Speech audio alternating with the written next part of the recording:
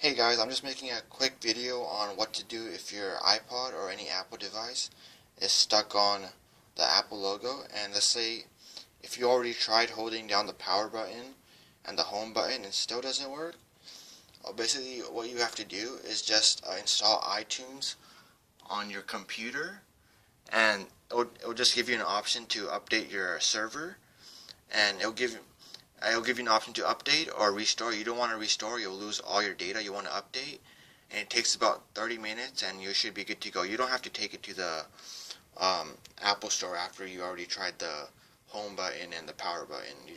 You can just download iTunes on your computer and you should be good to go, okay?